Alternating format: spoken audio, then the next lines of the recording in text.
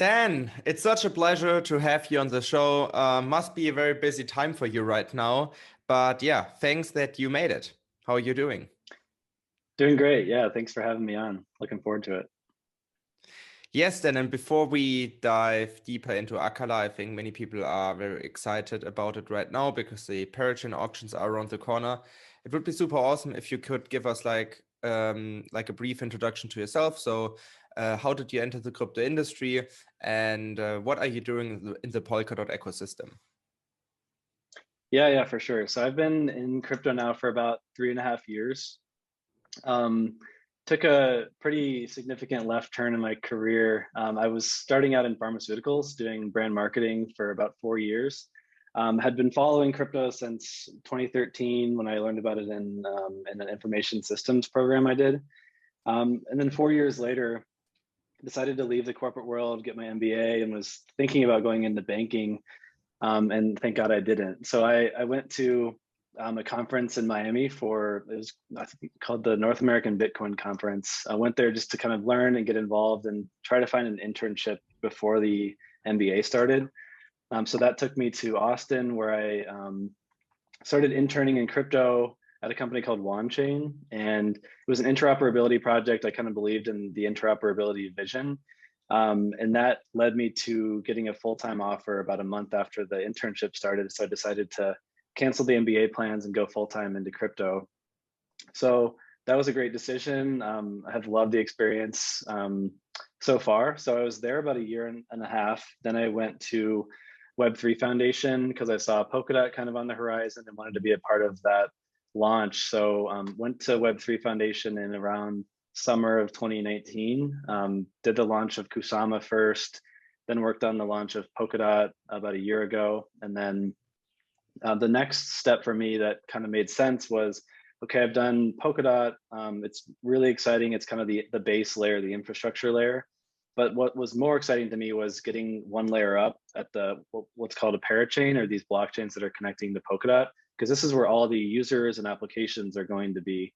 So that took me to Acala. Akala, in my mind, was the top team in the ecosystem and building some really cool DeFi products. So I went to Akala in February of this year. So I've been working on the team for about 9 months now, leading our growth team. So doing things, marketing, community, business development, having a blast and getting really close to launch. So it's pretty exciting. Yeah, you just named it, the launch. And I think before we dive deeper here, our community is more focused on Cosmos and Ethereum. So just to refresh our minds a little bit, can you give us like a broader overview of the Polkadot ecosystem? You've been a part of it for a very long time. So what's the deal with the parachains and the relay chain and so on and so forth? Yeah, and that's good to know that your audience is kind of from the Ethereum and Cosmos community, because I can make some comparisons that I think might make sense for people. Um, so I guess at the most basic level, so Polkadot was founded around 2016, 2017 by Gavin Wood. Gavin was the original CTO and co-founder of Ethereum and was the one who kind of implemented the white paper after Vitalik wrote that. So Gavin wrote the code, he invented the Solidity programming language, and he invented the EVM, which is that we're seeing everywhere now with these EVM compatible chains. So when he built Ethereum kind of earlier in the days, he started to look ahead. Pretty brilliant if you kind of look back at his vision of where things were headed. Because where we are now is, of course, we're having these gas fee issues and scalability issues with what he built at Ethereum. And he was looking ahead, thinking, how do we solve that? How do we scale? So that vision kind of came out in Polkadot. So Polkadot's been being built for a good 4 years by tens of developers, maybe 50 developers, scaling up now to over 150 developers at parity. And what Polkadot is it's this ecosystem of connected blockchains. So it's a multi-chain protocol that connects blockchains together for interoperability kind of natively, and also provides out-of-the-box plug-and-play security. So this is one key difference between Polkadot and Cosmos, is that with Cosmos, teams choose to kind of recruit their own set of validators for that proof of stake system.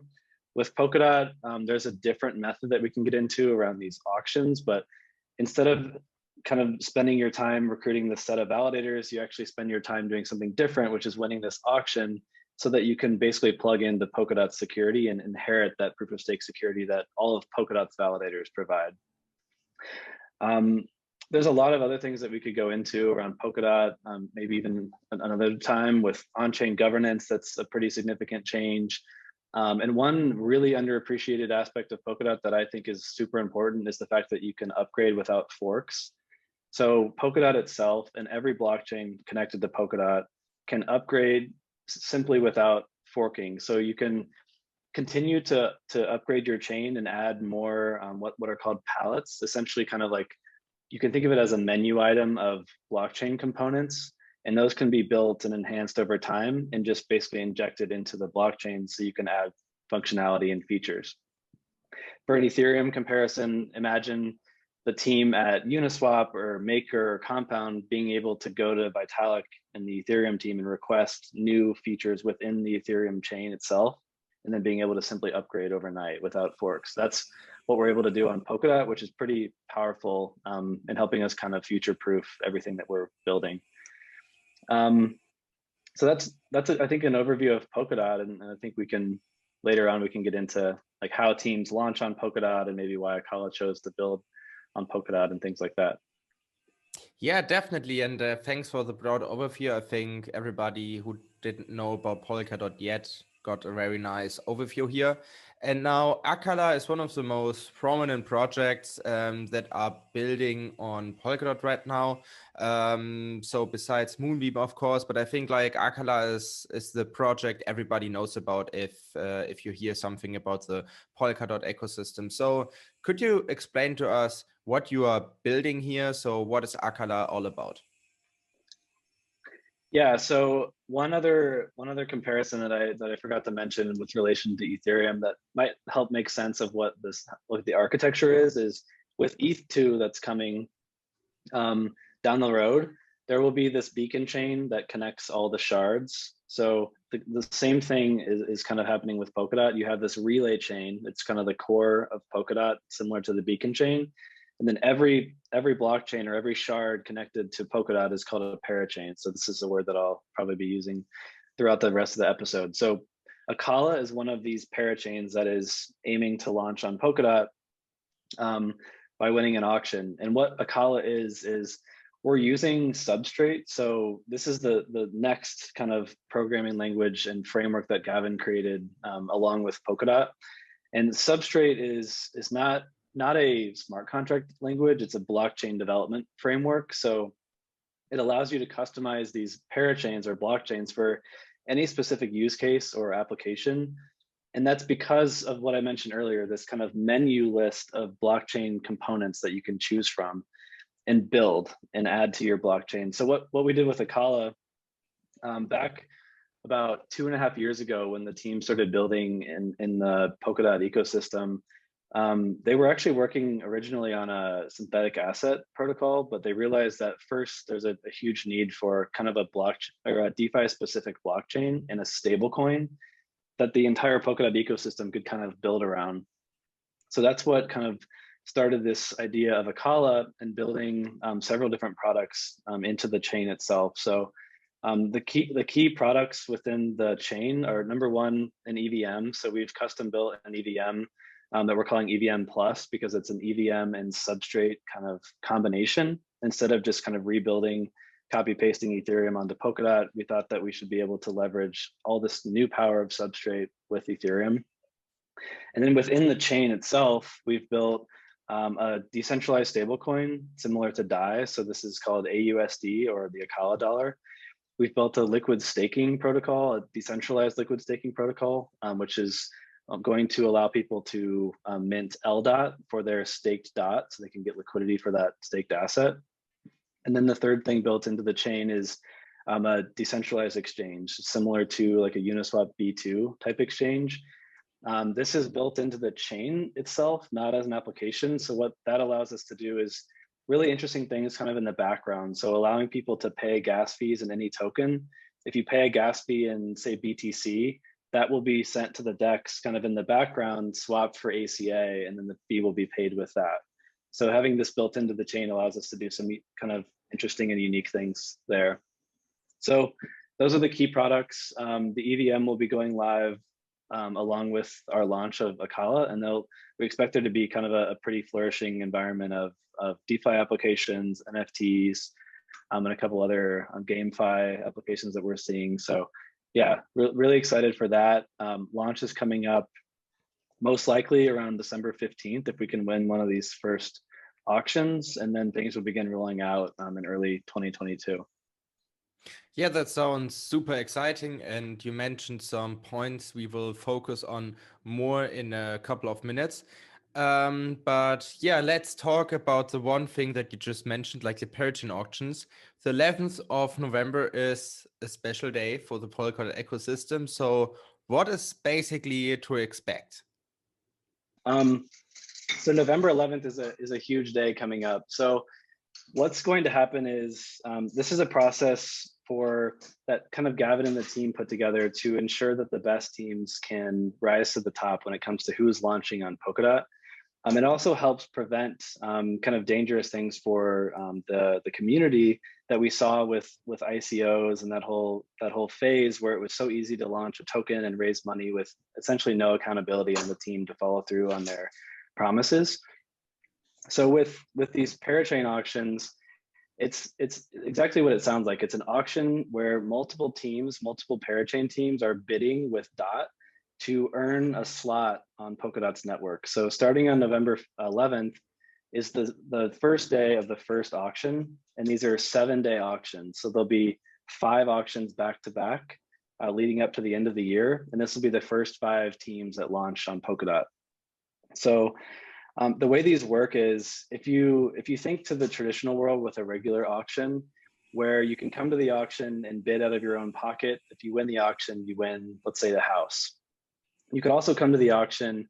Imagine you could come as a crowd with your family, your friends, your neighbors, and you come and you source all of your money together. You'd have a much better chance of winning that auction, a much more powerful bid. The same thing is happening with these Parachain auctions with a method called crowdloans. So it's exactly what it sounds like. It's a crowd loaning DOT to a Parachain team or to multiple Parachain teams in support of their bid. So to raise their bid in the auction and give that team a higher chance of winning. The way it works is as a contributor, you have to unstake your DOT. So that's the one trade-off is you lose the 12 to 15% staking returns that DOT is earning. But you take that DOT, you contribute it to a team, say Acala, and then you're essentially agreeing to, first of all, lock the DOT up for the duration of that slot. This is like a lease. So it's a 2-year lease, kind of like an apartment. And for that 2 years, you're locking your DOT, but in return, you receive the native token of whatever Parachain team you support and when they win. So when that team wins, they then issue their native token, so ACA in Akala's case, and you get this ACA. And then after 2 years, the reason why it's called a crowd loan, after 2 years, that DOT that you contributed is then unlocked and returned to you. So it's not like an ICO where you send ETH to some random address and pray for the best. This is a crowd loan where you're contributing on chain. You can see your funds there for the entire 2 years. And then after 2 years, it's automatically unlocked and returned to you. So when a team wins the auction, they basically earn their right to launch on Polkadot. The way it'll work with these first 5 auctions is all the 5 teams who win the first auctions will then all onboard on the same day. So December 15th is the day that all these teams will begin their launch. And then, of course, there's a phased rollout of all the blockchain, the EVM, and all these products after that. Yeah, and speaking about winning these auctions, I think there is like kind of a competition between the projects to win it, of course. So do you have a strategy in order to have like higher winning chances for one of these slots? Yeah, there's quite a bit that goes into it. And luckily, if we don't need to get into the details on Kusama, but if anyone listening knows about Kusama, it's kind of like Polkadot's experimental network. We've already done this once on Kusama. So we launched our Kusama-based network called Karura, and we won the first auction on Kusama. So we learned a lot through that process. A lot of the things that we did there we're doing again because they worked well. But we were also able to take things that we could have done better and implement those for Akala. So there's a few things. So on the community side and kind of on the marketing side, there's bonuses that are incorporated in this based on certain times of the auction when people are contributing. We did a wait list. So there's a crazy amount of people. There's 165,000 people that signed up for our wait list. That allows them to get this essentially a referral code where they can either refer friends or refer themselves for 10% bonus. Besides that, a lot of what we do is more so on the education side. So just this is such a new concept to everyone in crypto. So a lot of the work, even right now with you, it's getting out there and just explaining to people how this process works, why it's really cool and unique, and just helping people understand how to go through the process, how to set up a Polkadot, browser extension wallet, getting DOT, things like this. So that's kind of everything that goes into it. Yes, I think like Karura was like a very good demonstration of what is up to come, and you were also able to test a lot of things, and that's also the reason why many people are so excited about Kusama, because it's not a test network only, but there's also like kind of a network effect that is emerging. But that's not the topic of today. But what I really would like to focus on right now, you just mentioned it like a couple of minutes ago, it's the liquid dot. I think that's also very attractive for all the people who are considering delegating their dots to Akala. So what's the deal about liquid dot? Because you compared it with liquid staking early on. Yeah, so this is one thing to clarify, I guess. So there's two liquid products that Akala has now. And these are the first two of most likely more, kind of in a suite of liquid products you can think of. So the first product I mentioned is an actual staking product. So liquid staking, you can think of it as it's a decentralized version of what Lido is doing with ETH2 staking. This is a staking product where people will stake DOT for that, so let's say 15% as an example, and then they get LDOT and then can use that LDOT to provide liquidity, to get a stablecoin loan, whatever. That's LDOT. The second product that we just recently rolled out for crowdloans is liquid crowdloan DOT, so LCDOT. This is a product built specifically for crowdloans. There's no staking or staking yield involved in this. So just wanted to distinguish those two. So the question is more so around the LCDOT product, the liquid crowdloan DOT. And what we built this for is because, as I was explaining how these crowdloans work, a lot of people have the question of, wow, locking up my DOT for 2 years is quite a long time, especially in crypto, where who knows what will happen in 2 years. So the way that we helped to kind of solve that problem was our lead developer, Brian and Betty and our team kind of brainstormed, how do we solve this illiquidity problem?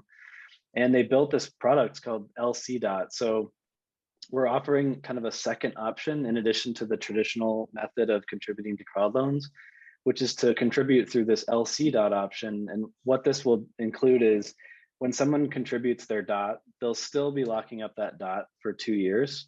But when we distribute the ACA rewards for their contribution, we will also distribute another token, LCDOT, and that will be issued 1-to-1 for every DOT that was contributed to our crowd loan. So you essentially get the liquidity for all the DOT that you contributed to the crowd loan and locked away for 2 years. So if I contributed 100 DOT to Akala through the LCDOT option, I would receive a certain ratio of ACA depending on the outcome of the crowd loan, and then I would receive 100 LCDOT. So that with that 100 LCDOT, I can do whatever I want. I can hold it for 2 years, just knowing that I have the liquidity and it feels good to have that. But you can also use this in DeFi. So LCDOT will become a collateral in the AUSD minting system. So you could get a loan, maybe you use that ACA the AUSD, and maybe you buy DOT with that and stake DOT and earn returns, staking returns for 2 years on that DOT. There's a lot of things you could do. People are coming up with their own strategies, but the thing to remember is it's a relatively new and complex product, so people should definitely know what they're getting into. And one thing to keep in mind is that the only way to get your original DOT back that you locked in the crowd loan is to have this receipt token, this LCDOT, to redeem for that DOT in 2 years. So if you take your LCDOT and maybe you trade it for DOT because you want to stake that, you just have to remember that in 2 years, you need to somehow get LCDOT again to redeem your original DOT. But this is the product that we've built. It's ready for the crowd loan, so we'll be offering it to anyone supporting the Akala crowd loan. And then down the road, we're discussing, we may be offering it to other Parachain teams who may want to offer this to their communities as well for future crowd loans. Yes, I think that was very important to clarify the difference here. And besides, I think it's like a super interesting model because it allows like investors to have like a higher level of flexibility here. So as you mentioned, it like 2 years in crypto are like centuries in traditional finance. Yeah. But speaking of tokens, you just mentioned it. The ACA token is your tokens that you want to hand out to the people that delegated dot to Akala. So could you give us like a broader overview here? So what is your token good for? So can I stake it? Can I provide liquidity with it? So what's the idea behind the token? Yeah. So this is one thing that is kind of new and I think difficult for people to get used to, is that with all these parachains, going back to the previous description about how we get our security, we inherit the proof of stake security from Polkadot. So DOT tokens are staked with the validators and DOT earns staking returns. As a parachain team, we don't need staking. So our token, there's no staking for ACA because there's no validators on Akala. All the validators are on Polkadot. So ACA has several use cases. First of all, paying transaction fees on the network, although very small. The ACA token can also be used within all the products on Akala. So imagine all the DEXs that are built in the Akala EVM. ACA will be able to be used as providing liquidity for, say, ACA AUSD pairs, ACA DOT. So that's another use case. Within the actual parachain itself, there's going to be this notion of essentially kind of staking for building contracts. So as a developer team, there'll be an amount of ACA that needs to be staked in order to kind of deploy smart contracts. Of course, governance is another major part. So all the Polkadot parachains get on-chain governance out of the box because of the way Substrate works. So ACA is going to be used for all the decisions that are made for the future of Akala's network and voted on by ACA holders. And then ACA holders can also elect a council, where the council is kind of the ones that are given the votes by the people, and then they can vote on certain proposals and motions and things like that. For additional details on ACA, so the total token supply is 1 billion, and this is a fixed supply. So we don't have to print inflation and print new tokens in our supply because we don't have validators. So this will be a fixed supply, kind of a deflationary model, versus on proof of stake networks where you need to have inflation to continue paying validators in the future. So we have, if you go to the Akala website, also you can, under the Akala tab, there's a token page. So if you're interested in like the distribution between the founding team, the community, the tokens we've set aside for crowd loans and things like that, you can also check that out as well. Yes, and you just mentioned your website. So if you want to learn more about Akala, the link is in the description below as always. But are there maybe other hop-off points you want to highlight here? So what is a good way to reach out to your community and learn more about Akala in a different way? Yeah, our primary kind of chat community is definitely on Discord. We've got, I think, like 65,000 people in there, a lot of activity there every day. Our Twitter is a good place to follow, as well as our newsletter. If you go to our Twitter, that's probably one of the best channels to follow, and you'll actually find a link tree link in our bio, and that has all the Akala links. So if you want to follow us on Reddit or on Telegram, even Chinese communities, international communities, all the links are there.